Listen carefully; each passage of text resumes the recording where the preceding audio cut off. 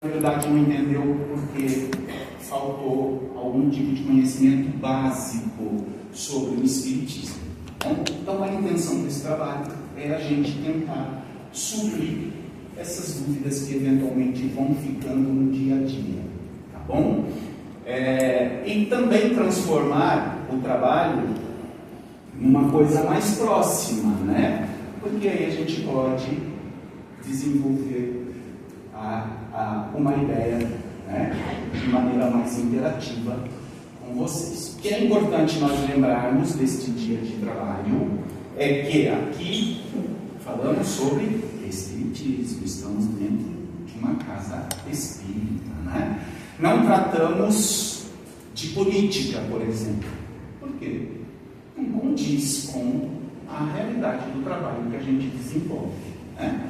É claro que nós entendemos que a política existe, é algo natural em nossas vidas, nós vivenciamos política de forma direta ou indireta, mas isso é de cada um, de acordo com o que nós acreditamos, de como nós enxergamos a nossa vida em sociedade, né?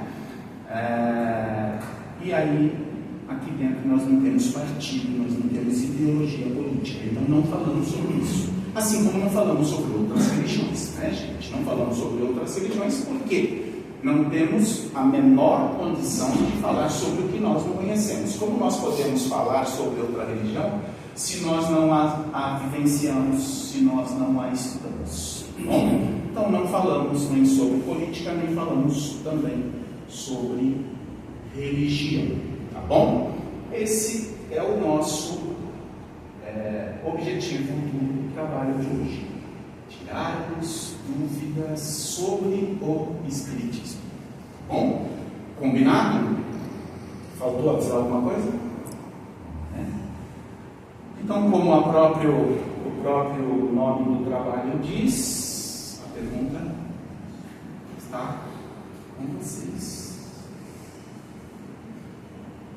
A gente precisa colocar aquele efeito do brilhinho por trás, todo começo do nosso "a pergunta é sua", a gente precisa providenciar aquele brilhinho, né?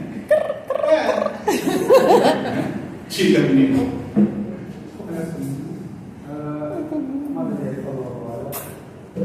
Uma Daniela falou, por exemplo, a gente gera créditos, débitos, uma empreendedora, alguma coisa que a gente fez. Nessa vida a gente pode acertar na vida próxima. Como, por exemplo, se eu faço mal a uma pessoa, eu assassinei uma pessoa, na vida seguinte eu terei aquele débito para mentir.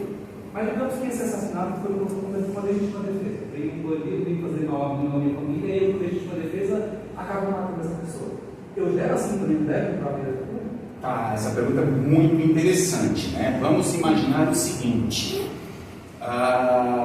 nós somos todos criaturas de Deus, caminhando dentro daquilo que são leis divinas estabelecidas. Vamos colocar assim, são as leis de Deus.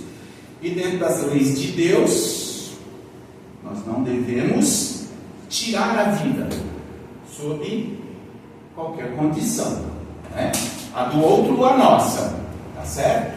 De alguma forma, dentro desse contexto, nós estamos ferindo esta lei divina.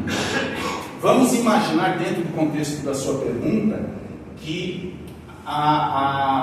esse julgamento ele vai ser parecido com aquilo que é na Terra, né? Nós temos advogados aqui que podem nos ajudar com isso. Dentro de qualquer julgamento, nós vamos sempre passar por aquilo que se chama atenuante, não é isso? Nós temos os atenuantes.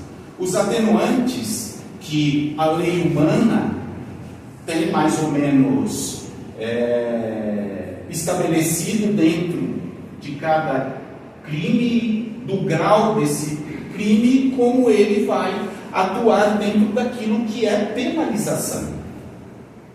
Então vamos admitir que dentro da condição do legítima defesa, você tem o atenuante já do próprio termo, é legítima defesa. Neste caso, ou a minha vida, ou de outrem que está em jogo diante da agressividade de alguém, né? E nós vamos trabalhar para que isso não aconteça dentro desse contexto. Não foi possível fazer de outra forma a não ser que a outra vida fosse extinta, né? A lei divina vai trabalhar como atenuante dessa situação.